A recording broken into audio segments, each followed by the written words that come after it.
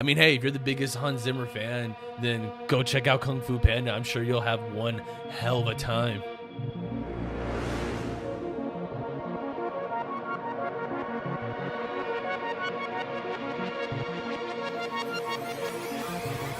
Good evening, ladies and gentlemen. I am your host, Isaac Joel, with the critics at Agents of Fandom, and today we're going to be breaking down DreamWorks' latest film, Kung Fu Panda 4. I really don't know who out there was dying to see another Kung Fu Panda installment, and to be honest with you, I can't even remember what the last 2-3 movies were. I didn't even do a lot of homework or research when I jumped back into this movie because my love for the Kung Fu Panda movie really just comes from the first film. And I think that's the case with a lot of these DreamWorks movies. It's always the first one or the second one. They either click or they don't. They either work or they don't. That goes with most animated Disney films to begin with. But in the case of this property of DreamWorks, they don't have a lot under their belt. That new logo that they've implemented, I think ever since Puss in Boots came out, is probably the worst logo I've ever seen in my life. When it popped up on the screen, it was just kind of a reminder to me at just how far DreamWorks has come in, not really doing anything original or anything creative or implementing anything new into their IP. What I think is super hilarious about that logo is that it's all of the best characters from the best movies just waving, just saying hi, goodbye.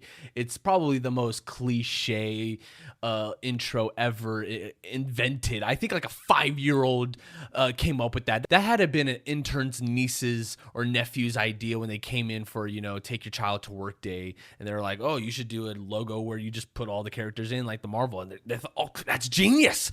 We should remind everybody of all the good things that we've done instead of doing something new and original. So I, right off the bat, kind of had a little bit of a shrug on my shoulder with the originality of the film. There's only so much that you can do unless you're really, really trying to do, like, I don't know, a Logan style Kung Fu Panda movie where you're really trying to dive deep into the character or show new martial art tricks, discover something new about the world, go to another part of the world, discover anything new or interesting. As opposed to just being reduced to a quest. I have to understand that this is a children's movie, so I'm kind of just critiquing it based off of my own personal nitpicks and gripes on what it is that I think is a better look for even Jack Black as an actor. The fact that he's going back to this franchise, that's not like, okay, well, I would love to come back, but what are we going to do differently? It's really just an opportunity for him to just kind of come in, do some silly voices, get a nice big paycheck. And hey, man, that's what all these actors do. That's what everyone's job is at the end of the day, is to just, cash in a paycheck. But I really felt like Kung Fu Panda 4 was like a big cash grab, especially the fact that they didn't bring back any of the old characters, the Furious Five or whatever the hell their name is, Angelina Jolie, Seth Rogen, Jackie Chan, and etc. There's so many awesome characters and things that you could have done with this, and it kind of just felt like, oh, do you remember that one guy? Oh, we'll bring that one guy back into this. And they also really sideline Dustin Hoffman all the way to the max. Dustin Hoffman is arguably one of the best characters, Master Shifu, of the entire franchise. I think that's something that a lot of people gravitate towards when they go and see this movie. Just the wisdom that he brings, all the jokes and all the banter between him and Poe. But he really just kind of kicked back and did absolutely nothing the entire film. He was in the movie, but then he just disappeared for the rest of the 60 minutes and then just showed up at the end and was like, good job, Poe, you did the day, and eats a cookie. I appreciate them not reducing this movie to a bunch of fart jokes. I think that was one of my biggest concerns about it being is that, oh man, how many times can they make fun of how big he is and how he eats all the time and how he farts all the time, and just a bunch of nonsensical stupid kid jokes that wouldn't work for adults, shouldn't work for kids, and you really have to find a perfect medium. And that's what I'm always looking for when I go and see these animated movies is, can this film relate relate to both audiences? Can this be something that you'd want to go see with your kids, that you can go see with your friends, go see with your family, and all age groups, all backgrounds? And I feel that way with some films. You have that with the Spider-Verse films, and that really has transcended the entire animated genre. Even Puss in Boots was arguably one of the best things that they've ever done, changing that animation style, changing the character, and diving more into it, and doing just something completely drastically different. And I think they should have done that with Kung Fu Panda. Really dive into the martial arts aspects, into the Kung Fu movies. Watch a Kung Fu movie, go back and do some research. Anything besides just doing what you guys know works, and just, the characters even say so themselves. His two dads, which, by the way, one of the funniest bits ever is giving the panda two fathers, and there's no woman around, no present, no wives, no one's in the picture. It's literally just these two dads chilling, and I loved it. I thought it was absolutely hilarious. They're concerned for Po and where he is, and so they go on their own like little mini B-side quest as they're looking for Po. They're like right behind him, and I actually found that part of the story to be more entertaining than anything else. Aquafina makes a debut as one of the Fox characters. I don't even remember her name. I think it was Jenna or Jennifer or something like that. She's in this film, and she's done a lot of voice over the last couple of years. I know a lot of people aren't really big on her. I did not love her in The Little Mermaid. That was one of the voices that really kind of just turned me off on the whole idea of like, God, she really needs to kind of put it to rest a little bit. But she's done a lot of films. You can't forget Renfield. You can't forget Shang-Chi. And so whenever she does pop up on screen, whenever she is I think really part of the story, and has more to do as opposed to just being like, the funny girl.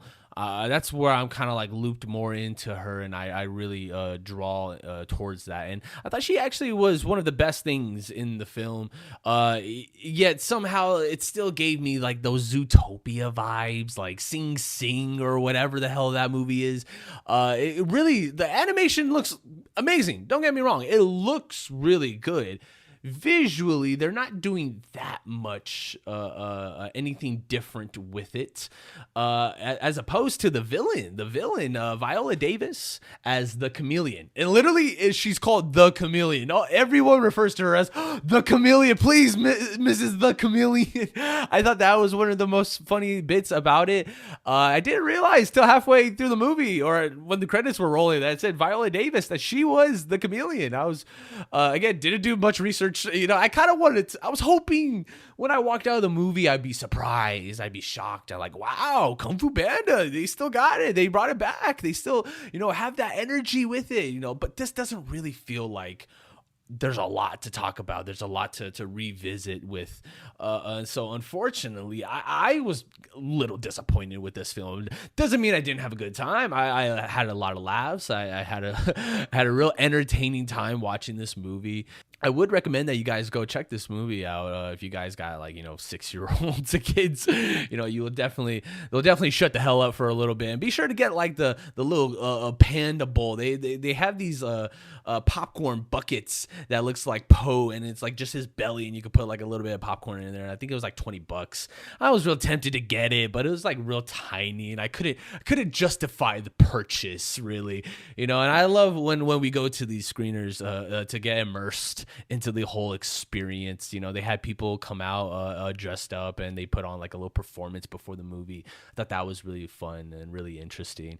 And so I just for all around, it's a good time. But man, I really was disappointed. I really was hoping that this would be like something that would just knock it out of the park, despite the fact that none of the best actors came and stayed and spent more time part of this project, or were even in it to begin begin with, a lot of people were just kind of sayonara with this, and it was really just all up to Jack Black to hold it down. And believe me, he holds it down. He does the best that he can.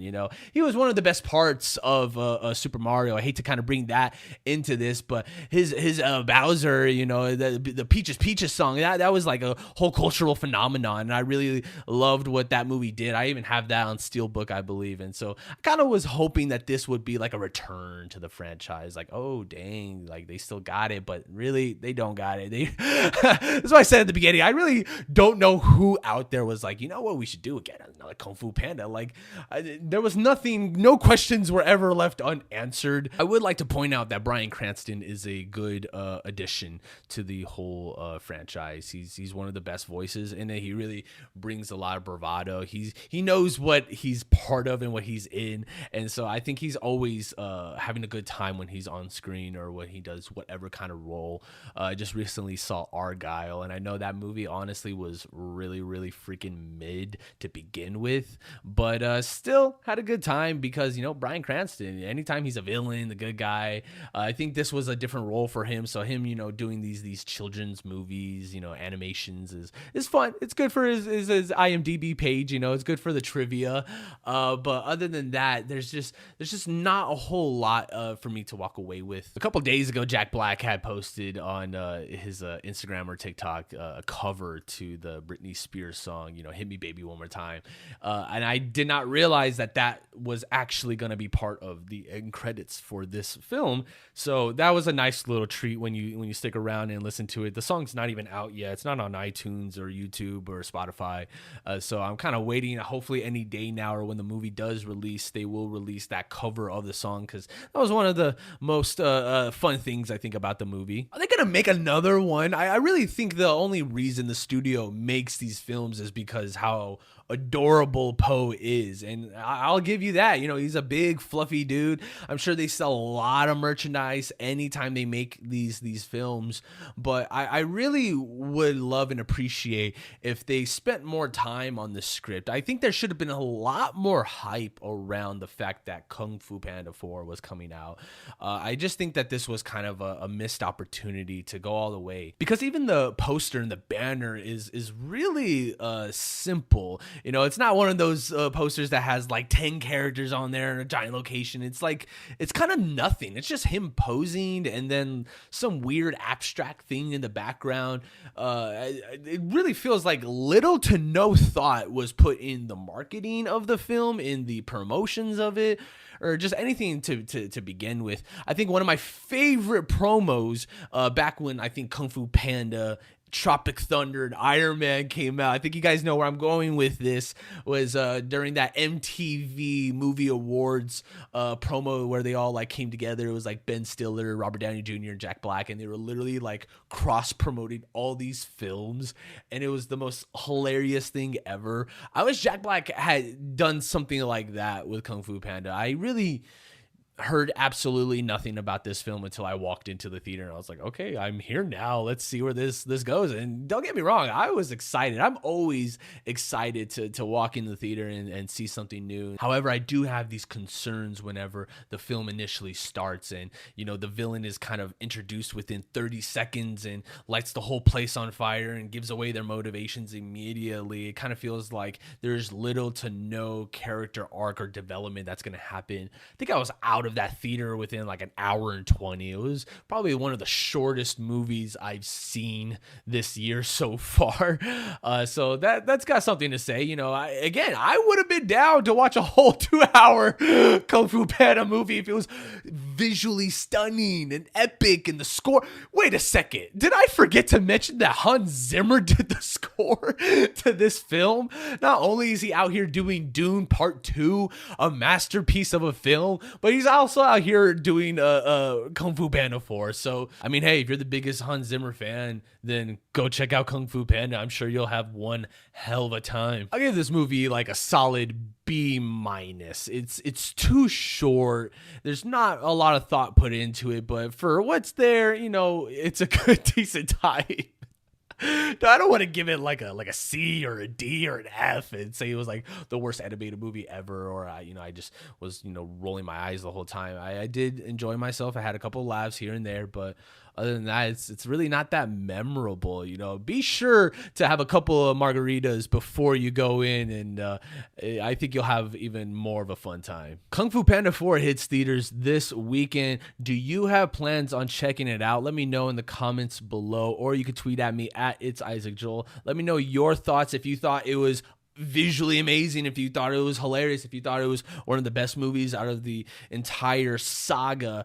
For me, it was entertaining, it was fun, but that's about it. End of story for me. As always, I have been your host, Isaac Joel, with the critics at Agents of Fandom. I'll catch you next time.